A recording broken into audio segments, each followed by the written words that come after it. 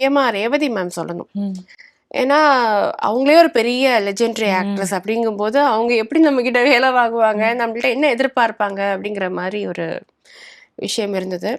But அவங்க வந்து ரொம்ப ரொம்ப பொலைட்டா ஒன்றும் பிரச்சனை இல்லை. ஏன்னா நான் சொன்னேன் ஒரு ஹெல்த் இஷ்யூ சொன்னேன் இல்லையா, ஒரு ஸ்ட்ரோக் மாதிரி எனக்கு வந்துருச்சு. ஆக்சுவலி மூவி ஷூட்டிங் போயிருந்தப்போ தேன்கனி கோட்டைங்கிற ஒரு இடத்துல வந்து பயங்கர சில்லான ஒரு ஹில் ஸ்டேஷன் அது. அங்கே வந்து எனக்கு காதுக்கு பின்னாடி இருக்கிற நர்வ் வந்து பஸ்ட் ஆகி இந்த குளிர்னால ஒரு பக்கம் ஃபுல்லாகவே மூமெண்ட்ஸ் இல்லை. ஓகே. எனக்கு சுத்தமாக அங்கே மூமெண்ட்ஸ் இல்லாதனால எனக்கு எந்த ஒர்க்குமே பண்ண முடியல. தூங்கும்போது கூட இந்த கண்ணு வந்து ஓப்பனில் தான் இருக்கும். ஓகே. பிளிங்க் பண்ண முடியாது, எதுவும் பண்ண முடியாது. சென்ஸ் இல்லாம ஆயிடுச்சு. ஆமா, ஒரு பக்கம் இருக்கு, ஒரு பக்கம் இல்லைனாலும் கூட சாப்பிட கூட முடியாது. நான் ரொம்ப பயந்துட்டேன். ஸோ அந்த டைம் ஒர்க் பண்ணிட்டு இருந்த தருணம் இது.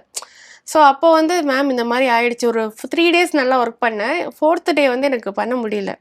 பட் அப்பவும் பரவாயில்ல, நீங்க வா நான் பார்த்துக்கிறேன்னு சொல்லி ரொம்ப பொறுமையா எடுத்தாங்க. ஸோ அது கண்டிப்பா மறக்கவே முடியாது. இப்போ ஆல் ஓகேவா மேம்? 200%. நான் ரொம்ப பயந்துட்டேன். ஆனா அப்போ ரெக்கவர் ஆக மாட்டோம் போல இருக்கு, நமக்கு ஃபேஸ் தான் எல்லாமே முடிஞ்சது போல இருக்கு அப்படின்னு நினைச்சேன்.